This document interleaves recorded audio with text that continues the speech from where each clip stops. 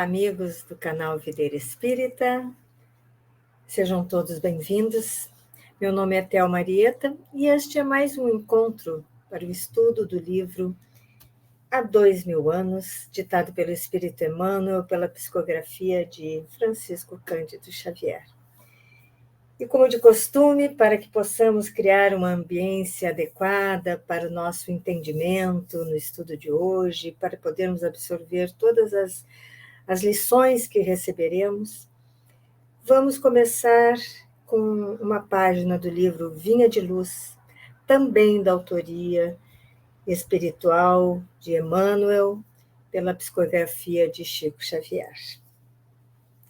Vamos então hoje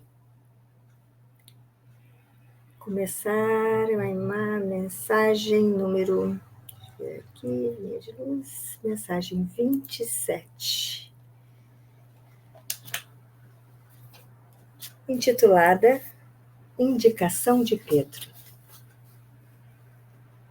Está em Pedro, capítulo 3, versículo 11. E diz assim o versículo: Aparte-se do mal e faça o bem, busque a paz e siga-a. Vamos ver o que Emmanuel nos traz de comentário sobre este versículo. A indicação do grande apóstolo para que tenhamos dias felizes parece extremamente simples pelo reduzido número de palavras, mas revela um campo imenso de obrigações. Não é fácil apartar-se do mal. Consubstanciado nos desvios inúmeros de nossa alma através de consecutivas reencarnações, e é muito difícil praticar o bem, dentro das nocivas paixões pessoais que nos empolgam a personalidade, cabendo-nos ainda reconhecer que, se nos conservamos envolvidos na túnica pesada de nossos velhos caprichos, é impossível buscar a paz e segui-la. Cegaram-no males numerosos, aos quais nos inclinamos nas sendas evolutivas, e, acostumados ao exclusivismo e ao atrito inútil no desperdício de energias sagradas, ignoramos como procurar a tranquilidade consoladora. Esta é a situação real da maioria dos encarnados e de grande parte dos desencarnados, que se acomodam aos círculos do homem, porque a morte física não soluciona problemas que condizem com o fórum íntimo de cada um. A palavra de Pedro, desse modo, vale por desafio generoso. Nosso esforço deve convergir para a grande realização. Dilacere-se-nos o ideal, ou fira-se-nos a alma, apartemo-nos do mal e pratiquemos o bem possível. Identifiquemos a verdadeira paz e sigamo-la. E tão logo alcancemos as primeiras expressões do sublime serviço, referente à própria edificação, lembremo-nos de que não basta evitar o mal, e sim nos afastarmos dele, semeando sempre o bem, e que não vale tão somente desejar a paz, mas buscá-la e segui-la com toda a persistência de nossa fé.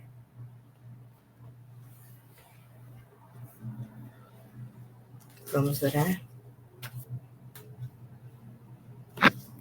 Amado Mestre Jesus, estamos aqui mais uma vez, unidos nesta noite de estudo, em que vamos aprender mais ainda nas páginas trazidas por Emmanuel. Pedimos a Tua presença junto a nós, abençoando o nosso encontro, abençoando os nossos lares. Esteja conosco, Senhor, para que possamos seguir adiante em busca da nossa transformação e da nossa elevação moral. Que assim possa ser, graças a Deus. Então, como sempre, amigos, começaremos fazendo um pequeno retrocesso ao estudo anterior para nos situarmos e partirmos, então, no estudo de hoje. Pelas minhas anotações aqui, nós no estudo anterior vimos o momento em que Ana e Flávia procuram por Públio para falar sobre Agripa, que ele está ferido. Flávia conta ao pai sobre a discussão dos irmãos e Públio não acredita que ambos tenham chegado a ponto de um ferir o outro. Ao entrar nos aposentos de Agripa, constata que ele já está morto. E Ana conta, vamos lembrar que Ana conta que Saul saiu apressado, ela viu, né? E saindo apressado, mas ela não tem ali ela não chega a pensar que Saul pudesse ser o assassino, porque na realidade ela cita esse fato, lembrando que talvez ele tenha visto quem matou Agripa, né? Quem ocasionou aquilo tudo. E essa informação deixa Públio alerta. Vimos, então, o impacto que a morte de Agripa causa em Públio, né? Os questionamentos que ele começa a fazer, ficou mais reflexivo, buscando agir sem pré-julgamento, preocupado com isso realmente, né? Questionando sobre o perdoar, né? Aquele momento em que ele reflete sobre o que é ser o perdoar no conhecimento da sua crença dos deuses, dos vários deuses, né? Como um romano, né? E o perdoar com essa visão do Mestre Jesus. Plínio, por sua vez, está em viagem e desconhece sobre a morte do irmão, né?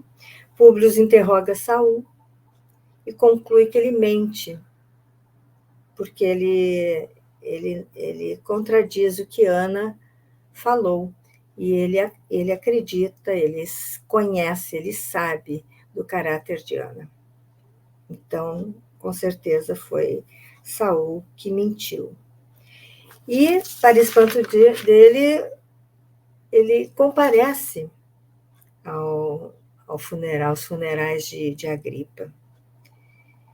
Daí temos ainda Flávia sofrendo as consequências do envenenamento aplicado por Ateia, né? A serva infiltrada por Aurélia no lar de Públio para envenenar mesmo a Flávia, né? Alguns dias mais tarde, Flávia relata ao pai aquele momento assustador e muito forte que ela teve com Saul. E Públio, então, requer outro interrogatório de Saul. Só que Saul percebe que não está conseguindo enganar Públio e vai procurar Araxes para resolver logo essa questão com Flávia, né, para poder, de repente, sumir dali. E ele, então, procura o feiticeiro, que, para espanto dele, conta que sabe sobre o assassinato que ele cometeu. E Saul, muito contrariado, então, ameaça Araxes com punhal, né? Mas só que Araxes, com a sua lábia, né, com o seu jeito de falar, com a sua sabedoria, ele demove Saul dessa intenção de matá-lo e mostra que só contou isso para que ele soubesse como é verdadeiro o poder que ele tem espiritual, né, de saber das coisas. Então, que estava na hora mesmo dele receber o talismã que ele tinha vindo buscar. Então, ele entra no seu aposento e prepara algo e traz para Saul né, que deseja tanto conquistar Flávia, e coloca algumas gotas no vinho e faz uns gestos e diz algumas palavras, né, fingindo com esses gestos, com essas expressões, que está realizando um ritual. E oferece a taça a Saul. E é neste momento que nós terminamos o estudo da semana passada, né? E paramos, então, no penúltimo parágrafo da página 297, para quem tem esta edição da obra há 2000 anos. Então, vamos ver aqui, página 297. E a história continua desta maneira. Ingerindo o vinho, na melhor intenção de guardar o amuleto da sua felicidade, o perigoso liberto sentiu que os membros se relaxavam sob o império de uma força desconhecida e destruidora, porquanto lhe faltava a própria voz para externar as emoções mais íntimas. Quis gritar, mas não o conseguiu, e inúteis foram todos os esforços para levantar-se. Aos poucos, os olhos turvaram-se lugubremente, como enevoados por sombra espessa e indefinível. Desejou manifestar seu ódio ao mago assassino, defender-se daquela angústia que lhe sufocava a garganta, mas a língua estava hirta, e um frio penetrante invadiu-lhe os centros vitais. Deixando pender a cabeça sobre os cotovelos apoiados ao longo da mesa ampla, compreendeu que a morte violenta lhe destruía todas as forças vivas do organismo. Araxes fechou tranquilamente o quarto, como se nada houvesse acontecido, e voltou à loja, atendendo solícito a clientela numerosa, sem quebra da habitual serenidade. Antes da noite, porém, penetrou na câmara mortuária e esvaziou a bolsa do cadáver, guardando as moedas silenciosamente entre as suas fartas reservas de avarento. Depois de 23 horas, quando a cidade dormia, o velho feiticeiro, depois de 23 horas, depois das 23 horas, 11 horas da noite, quando a cidade dormia, o velho feiticeiro do Esquilino misturava-se aos escravos que faziam o serviço noturno dos transportes, conduzindo uma pequena carroça de mão, dentro da qual ia um grande volume. Após longo trajeto, ganhava cercanias do Fórum, entre o Capitólio e o Palatino, onde descansou, esperando o derradeiro quarto da madrugada, quando então despejou a carga num ângulo escuro da via pública, voltando tranquilamente para o seu sono de cada noite. De manhã, o cadáver de Saul foi facilmente identificado, e quando o senador buscava o liberto para declarações, recebeu a surpresa daquela notícia, inquirindo a si mesmo as razões daquela morte imprevista e estranha, aturdido com a entrosagem do mecanismo da justiça divina e perguntando intimamente à própria consciência se Saul não seria daqueles criminosos imediatamente justiçados pela lei das compensações, no caminho infinito dos destinos. Seu coração, mais que nunca inclinado ao exame das profundas questões filosóficas, perdia-se num abismo de conjecturas, recordando a recomendação do espírito flamíneo e as elevadas lições de Ana, calcadas no Evangelho. Que mudança, né? Nós vemos aqui, então, Públio já sendo influenciado por todas aquelas coisas que ele vinha aprendendo e refletindo, né? Procurava, com a maior boa vontade, resolver o problema do perdão e da piedade. Desejoso de satisfazer a própria consciência nas atividades da vida prática, buscou contrariar suas tradições e costumes em face do acontecimento e, dirigindo-se à residência do algoz de seus filhos, tomou todas as providências para que não lhe faltassem a decência e o respeito nas cerimônias fúnebres. Alguns escravos e servos de confiança estavam habilitados a resolver todos os problemas atinentes aos negócios deixados pelo morto. Mas, cooperando nas exéquias, Públio Lentulus se sentia satisfeito por vencer a aversão pessoal, homenageando ao mesmo tempo a memória de Flamínio.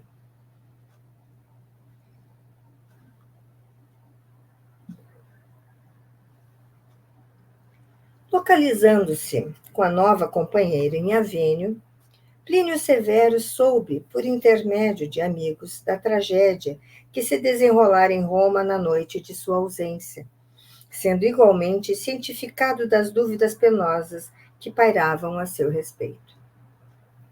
Profundamente tocado nas suas fibras emotivas, lembrando-se do irmão que tantas vezes lhe testemunhara as mais altas provas de afeto, desejou regressar, de maneira a esclarecer convenientemente o assunto, vingando-lhe a morte, todavia, amolecido nos braços de Aurélia, e receoso do julgamento do velho senador, respeitado como um pai, além da suspeita que lhe causava a notícia da inexplicável enfermidade da esposa, deixou-se ficar na sua vida incompreensível, através de Avênio, Massília, Arelate, Antípolis e Nice, buscando esquecer no vinho dos prazeres as grandes responsabilidades que lhe cabiam.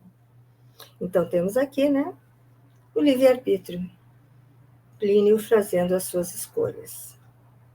Junto de Aurélia, a vida do oficial decorreu em tranquilidade condenável por 3 longos anos, quando um dia teve a dolorosa surpresa de encontrar a companheira pérfida e insensível nos braços do músico e cantor Sérgio Acerrônios, chegado a Massília com as ruidosas alegrias da capital do império.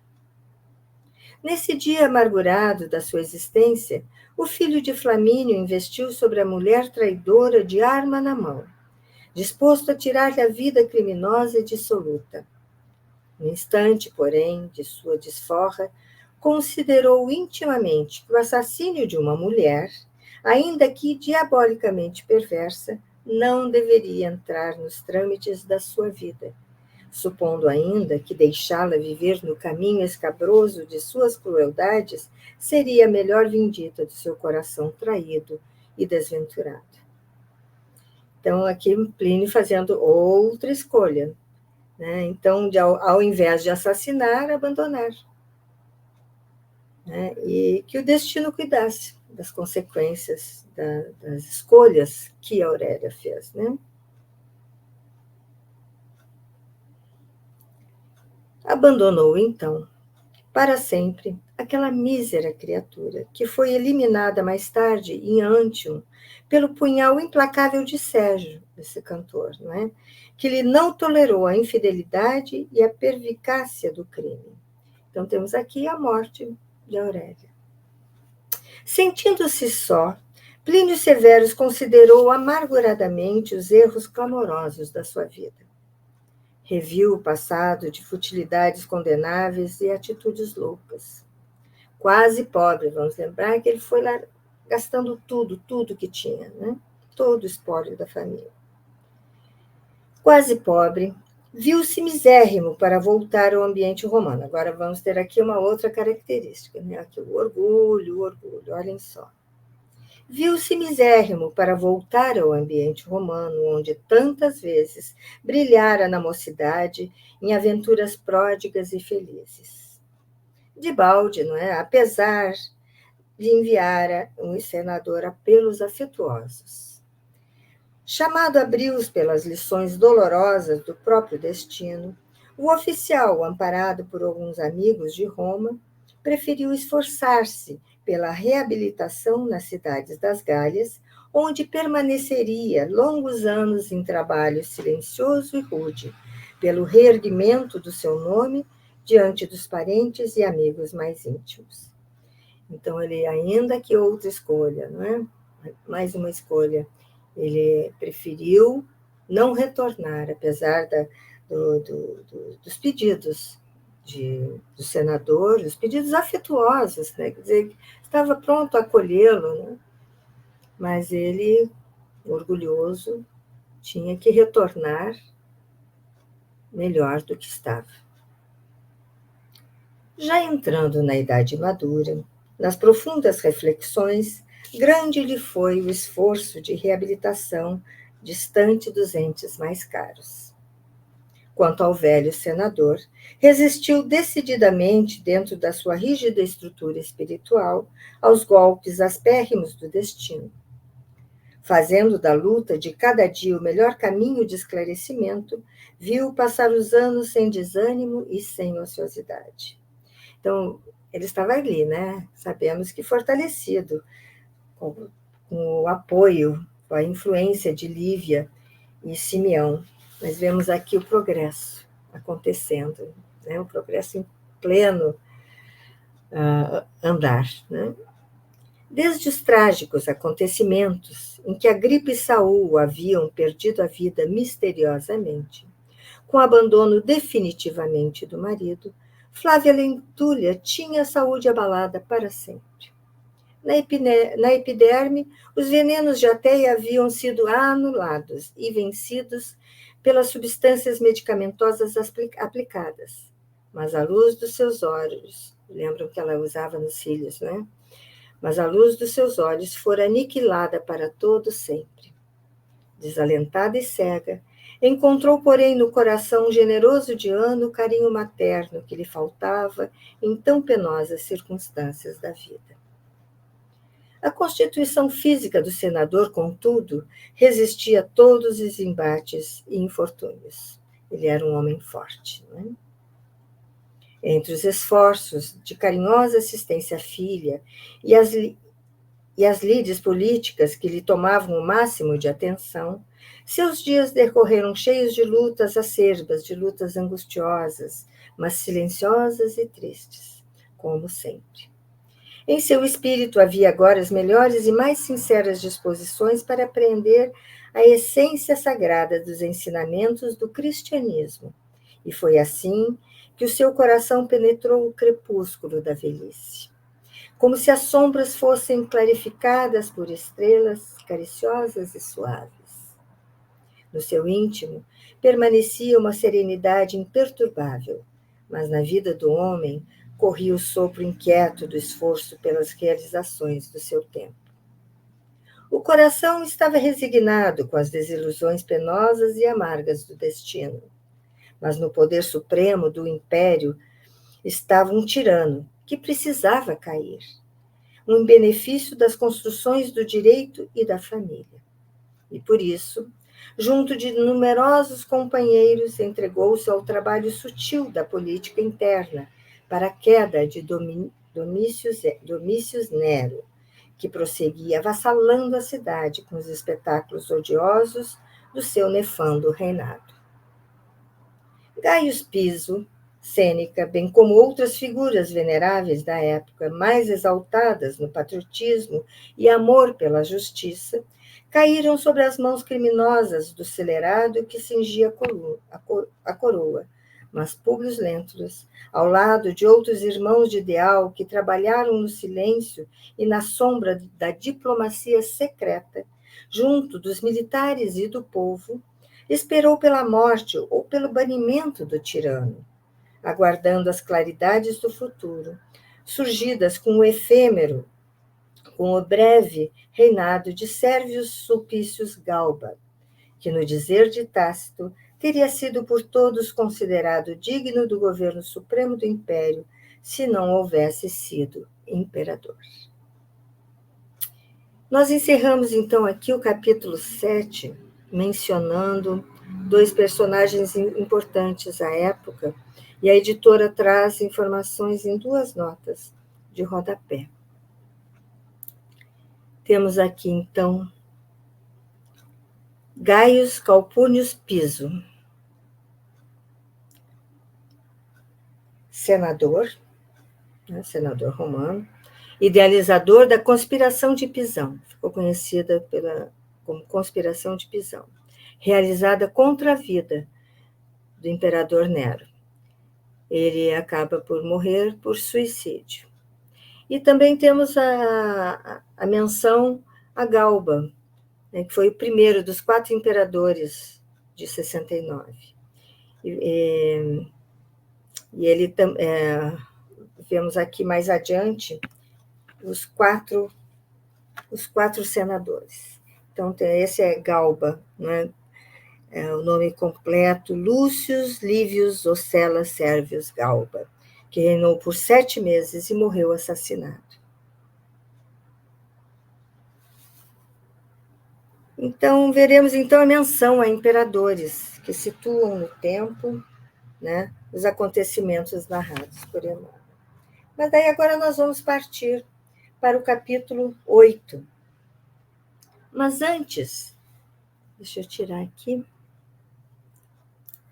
Mas antes de nós começarmos a leitura do capítulo 8, vamos comentar sobre os imperadores e a destruição de Jerusalém, que é o título do capítulo 8, na destruição de Jerusalém. Para entendermos com maior clareza os acontecimentos narrados por Emmanuel. Então, nós vamos aproveitar que tem essas notas de rodapé dadas pela editora e mais alguns comentários no texto de Emmanuel, já vamos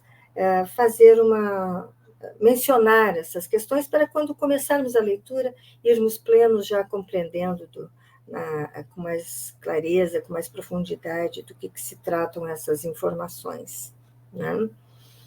Então,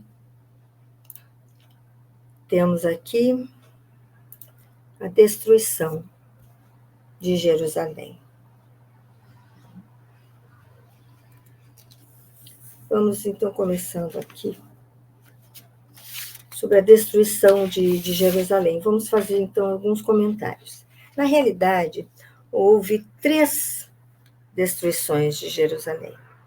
A primeira em 586 a.C., e essa destruição foi feita pelos exércitos da Babilônia, comandados pelo rei Nabucodonosor. Depois vamos pular a segunda, né, que é esta relatada por Emmanuel neste capítulo. Vamos adiante na terceira destruição. A terceira destruição. Ela foi a última. Desculpem, aqui é que eu buscava o texto aqui. A terceira e última, no ano 135 já de nossa era, a mando do imperador Adriano. Até hoje, o templo não foi reerguido, e o que resta é popularmente conhecido como o Muro das Lamentações. Então, agora sim, nós vamos entrar na destruição de Jerusalém, desta segunda destruição, que é a narrada neste capítulo 8. As muralhas e o templo de Jerusalém, aquele de Herodes o Grande, foram destruídos, e o resto da cidade voltou a ficar em ruínas. Então, foi tudo destruído. Aí tivemos o slide da destruição de Jerusalém. Então, essas imagens mostram aqui as pedras jogadas na rua por soldados romanos, né? Ali abaixo, um detalhe no Arco de Tito, que fica no Fórum de Roma, né? No Fórum Romano, mostrando as tropas levando os espólios de Jerusalém para Roma. E ali em cima, né, o Templo de Jerusalém, que foi destruído pelos soldados romanos, liderados pelo general Tito, né? Então, a destruição de Jerusalém, também conhecida como Cerco de Jerusalém, inclusive vai haver essa expressão aqui no texto, né, durou 3 anos e meio e ocorreu durante o governo do imperador romano, pelo reinado do governador romano Vespasiano, o Vespasianus, né? pai de Tito e amigo pessoal de Públio Lentulus.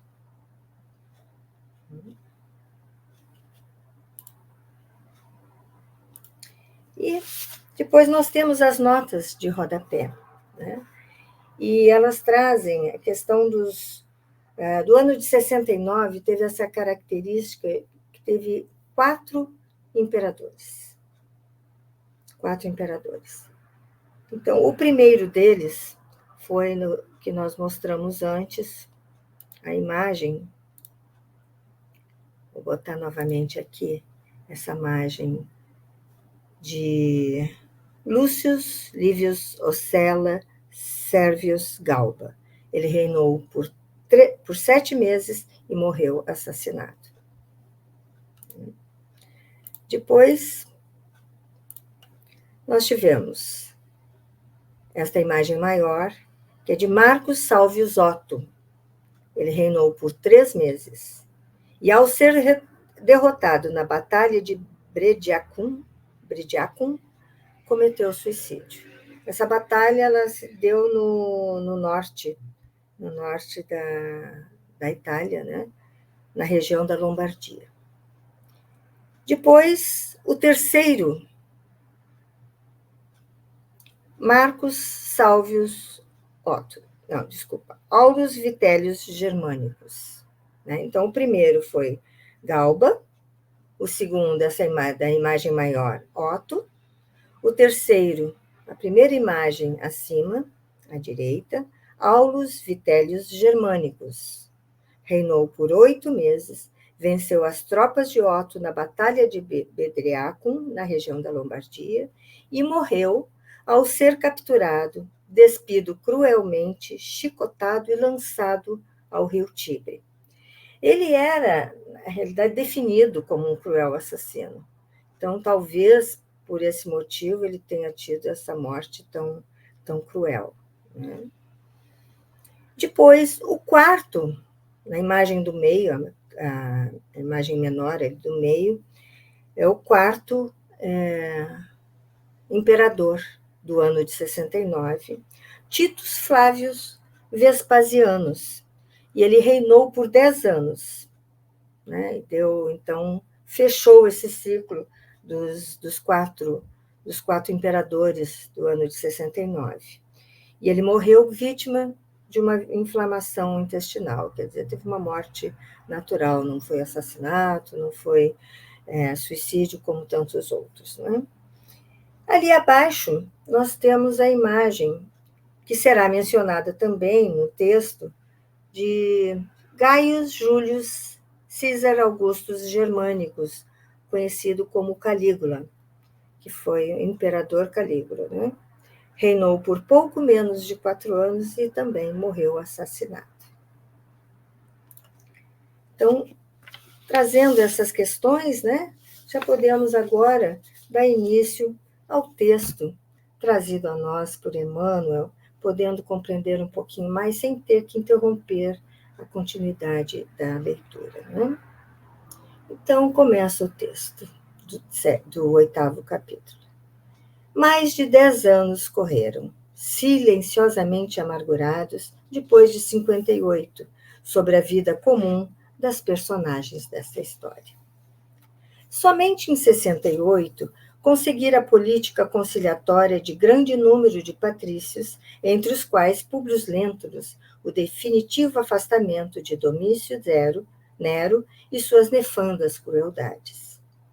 Todavia, a ascensão de Galba, por 7 meses, durara poucos meses, e aquele ano de 69 ia definir grandes acontecimentos na vida do império. Lutas numerosas encheram a cidade de pavor e sangue. A terrível contenda, a terrível disputa entre Otto e Vitellius, né, são os 2 imperadores, dividira todas as classes da família romana em facções hostis, em organizações rivais, que se odiavam ao extremo. Afinal, a famosa batalha de Betriacum dava o trono a Vitellius, que era aquele imperador cruel, lembram?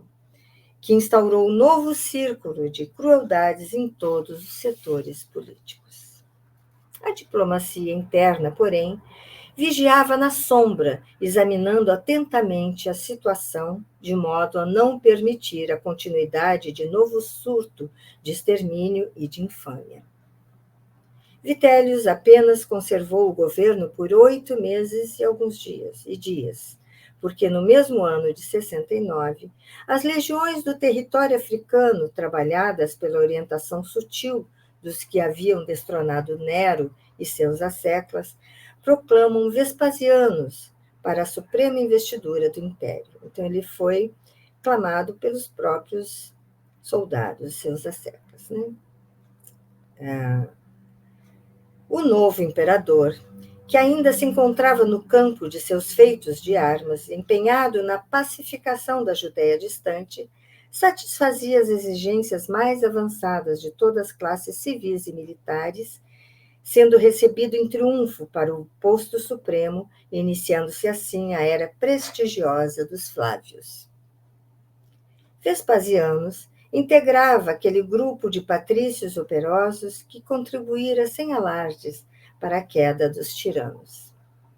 Amigo pessoal de Públio Lentulus, o imperador se tornara famoso não só por suas vitórias militares, mas também por seu criterioso tirocínio, aprendizado político, evidenciado em Roma desde os dias turbulentos de Calígula, que foi o imperador mencionado, e que vimos a imagem.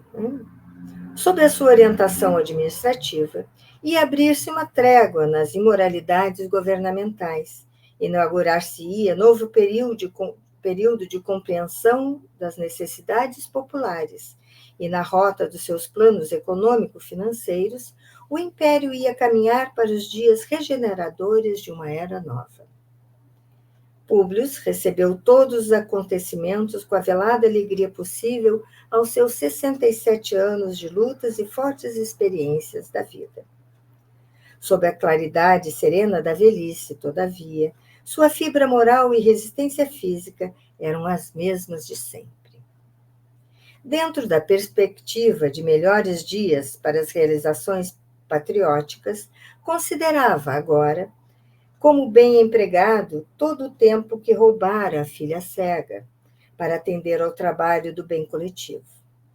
E foi nesse estado de espírito, com a consciência satisfeita pelo dever cumprido, de conformidade com as suas concepções, que se dirigiu ao palácio para atender ao chamado especial do imperador, que muitas vezes não deixou de recorrer ao conselho dos seus mais antigos companheiros de ideal.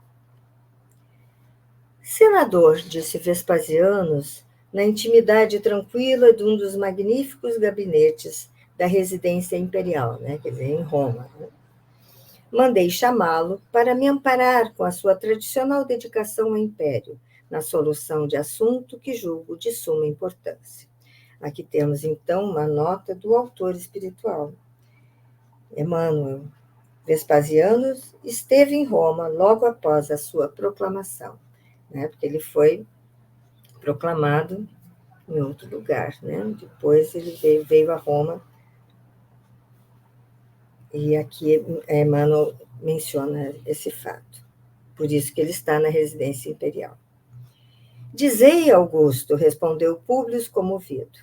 Não, meu caro, entendamo-nos como a velha intimidade de outros tempos. Deixemos, por um instante, os protocolos. E vendo que o senador esboçava um sorriso de reconhecimento à sua palavra fluente e generosa, continuou a expor a questão que o interessava. Chamado a Roma para o cargo supremo, não ousei desobedecer às sagradas injunções que me impeliam ao cumprimento deste grande dever. Embora obrigado a deixar meu filho na obra de pacificação da Judéia amotinada.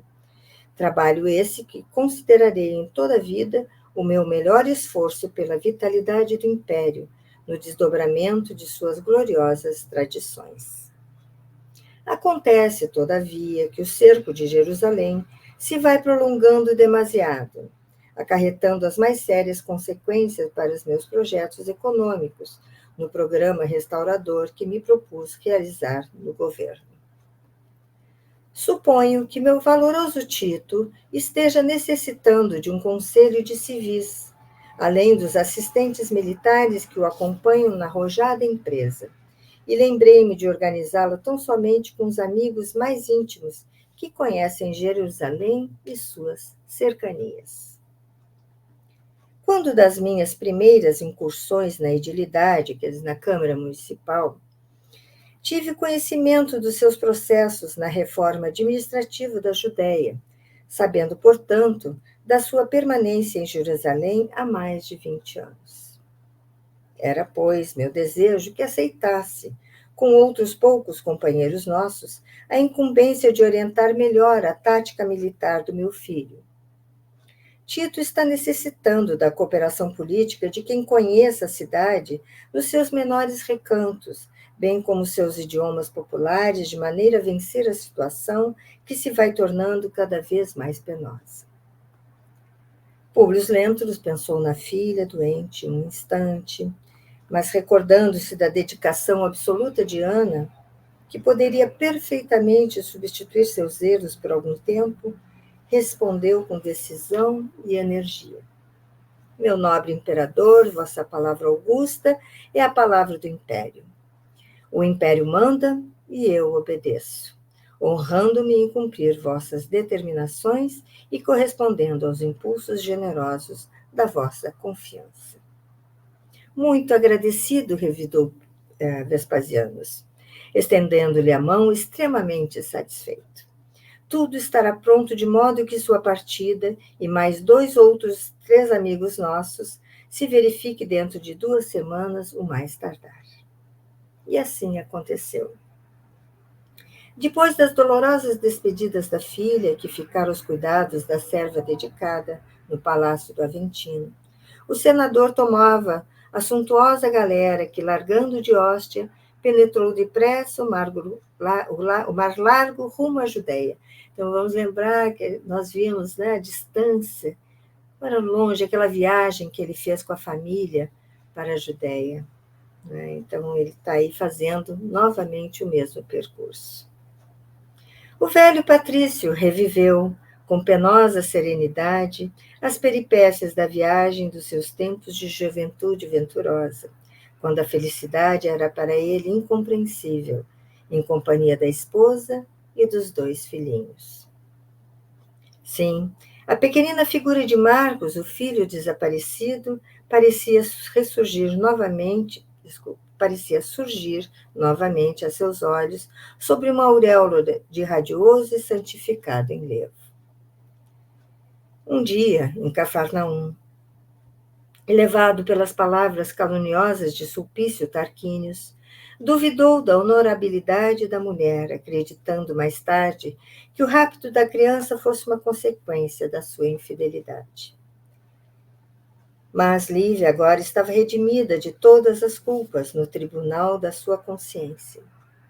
Seus sacrifícios domésticos e a morte heróica no circo constituíam a prova máxima da sublimada pureza do seu coração.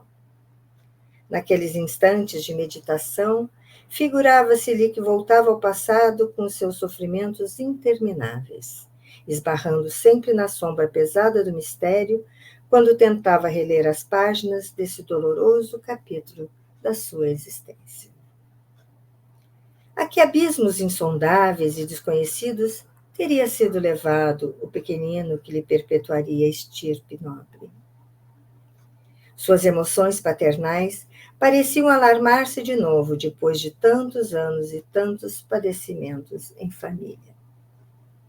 Mas, embora lhe flutuassem no íntimo as mais penosas dúvidas, o senador, na rigidez da sua infibatura moral, preferia crer, consigo mesmo, que Marcos Lentulus havia sido assassinado por malfeitores vulgares, dados ao roubo e ao terrorismo, para nunca mais requisitar os seus desvelos paternais.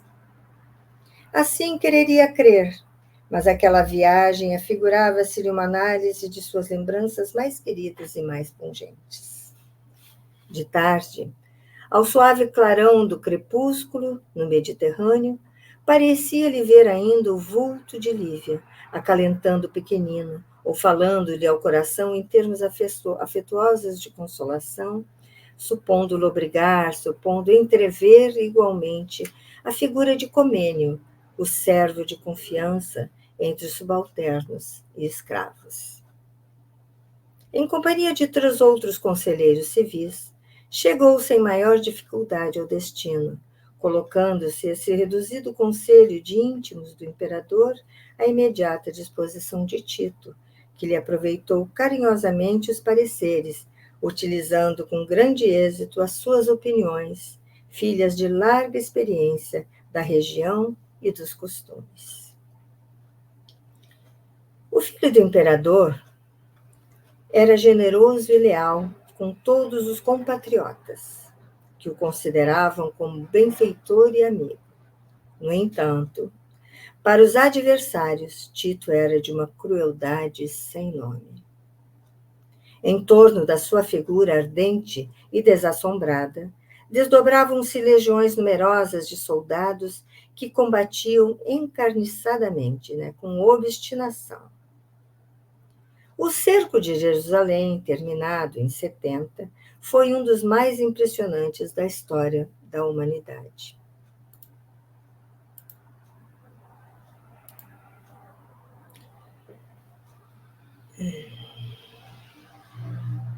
A cidade foi sitiada justamente quando intermináveis multidões de peregrinos, vindos de todos os pontos da província, se haviam reunido junto ao templo famoso para as festas dos pães ázimos.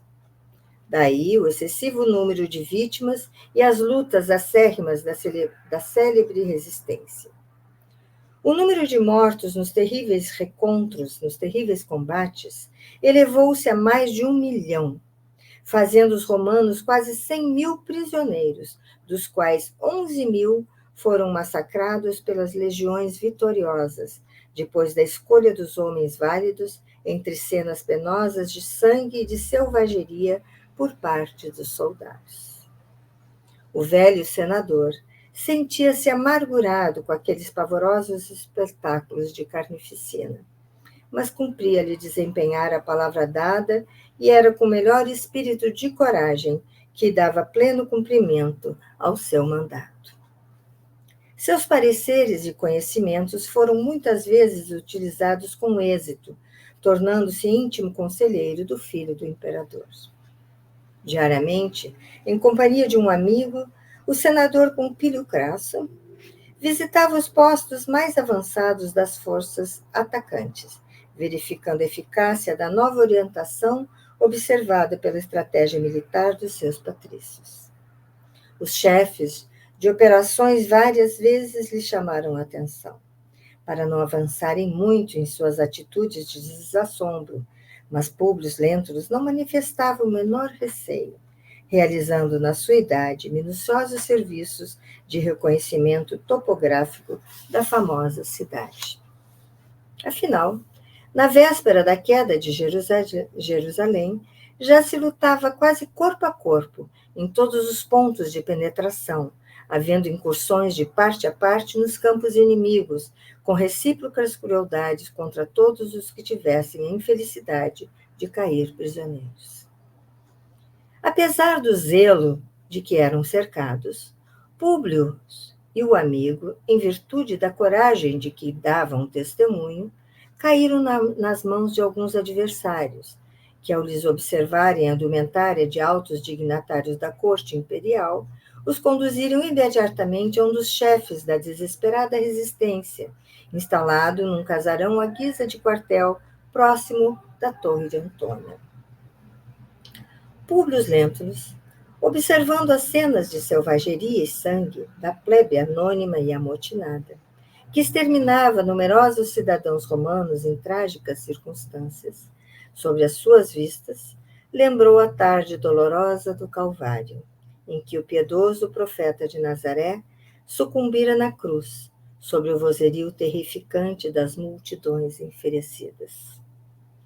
Enquanto caminhava, tangido com brutalidade e aspereza, O velho senador considerava igualmente que, se aquele momento assinalasse a sua morte, deveria morrer heroicamente, como sua própria mulher, em holocausto, em sacrifício aos seus princípios, embora houvesse fundamental diferença entre o reino de Jesus e o império de César. A ideia de deixar Flávia Lentulha órfã do seu afeto preocupava-lhe o íntimo. Todavia, ponderava que a filha teria no mundo a dedicação generosa e assídua de Ana, bem como o amparo material de sua fortuna. Foi nesse estado de espírito, surpreso com a sucessão dos acontecimentos, que atravessou longas ruas cheias de movimento, de gritos, de impropérios e de sangue. Jerusalém, tomada de assombro, mobilizava as derradeiras energias para evitar a ruína completa. Ao cabo de algumas horas, extenuados de fadiga e sede, Públio e o amigo foram introduzidos no sombrio gabinete de um chefe judeu, que expedia as mais impiedosas ordens de suplício e morte para todos os romanos presos, revidando as atrocidades do inimigo. Bastou que Públio fitasse aquele velho israelita de traços característicos para procurar, sofregamente, uma figura semelhante no acervo de suas lembranças, mais íntimas e mais remotas. Não pôde, porém, de pronto, identificar aquela personagem. O velho chefe, contudo, pousou nele o olhar astuto e, fazendo um gesto de satisfação, exclamou com uma chispa de ódio a lhe transparecer de cada palavra. Ilustríssimos senadores, enfatizou com ironia e desprezo, eu vos conheço de longos anos. E, fixando Públio, acentuou com malícia. Sobretudo, honro-me com a presença do orgulhoso senador Públio Lentulus, antigo legado de Tibério e de seus sucessores nessa província, perseguida e flagelada pelas pragas romanas. Ainda bem que as forças do destino não me permitiram partir para outra vida na minha velhice trabalhosa, sem me desafrontar de uma injúria inolvidável. Avançando para o velho Patrício, que o contemplava supinamente surpreendido, repetia com insistência irritante: não me reconheceis? O senador, porém, tinha o semblante a evidenciar o seu penoso abatimento físico em face daquela rude provação da sua vida. Debalde encarava a figura franzina maquiavélica de André de Giórias, agora com elevado ascendente nos trabalhos do templo famoso, em vista da fortuna que conseguira amealhar. Verificando a impossibilidade de ser identificado pelo prisioneiro, cuja presença ali mais o interessava e que lhe respondera a todas as perguntas com silencioso gesto negativo, o velho judeu retornou com sarcasmo. Públio Lentulus, sou André de Giórias, o pai a quem insultaste um dia com o excesso da tua autoridade orgulhosa. Lembras-te agora? O prisioneiro fez um sinal afirmativo com a cabeça. Vendo, porém, que o seu atrevimento não o intimidava, o chefe de Jerusalém insistia exasperado. E por que não te humilhas neste momento diante de minha autoridade? Ignoras, porventura, que posso hoje decidir dos teus destinos? Qual a razão por que não me pedes comiseração? Públio estava exausto. Lembrou os seus primeiros dias em Jerusalém, recordou a visita daquele agricultor inteligente e revoltado. Procurou rememorar intimamente as providências que adotara na qualidade de homem público, a fim de que o filho do judeu voltasse ao lar paterno, não se lembrando de haver destilado tanto fel naquele coração e resignado. Deliberara nada dizer diante da sua figura exasperada e truculenta, atendendo às suas íntimas disposições espirituais. Mas em face da ousada insistência, sem abdicar as antigas tradições de orgulho e vaidade que o caracterizavam noutros tempos, e como se desejasse demonstrar desassombro em tão penosas circunstâncias, replicou afinal, com energia: se vos julgais aqui, no cumprimento de uma obrigação sagrada, acima de qualquer sentimento particular e menos digno, não espereis que vos peça comiseração pelo fato de cumprirdes o vosso dever.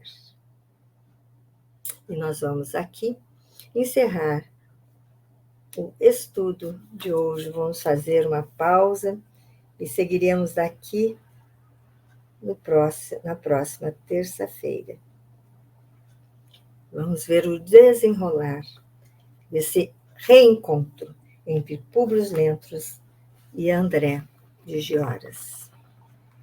E agora, para que possamos encerrar o estudo de hoje, elevaremos as nossas palavras em prece ao alto, ao nosso Mestre Jesus.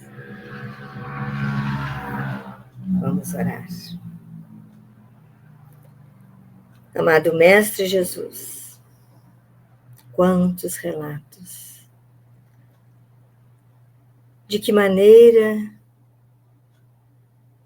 inteligente e clara Emmanuel nos colocou no tempo dos imperadores, no tempo em que as coisas realmente aconteceram, no momento da destruição de Jerusalém, tamanha descrição dos fatos, que nós possamos, Senhor, diante dos acontecimentos relatados, aprender.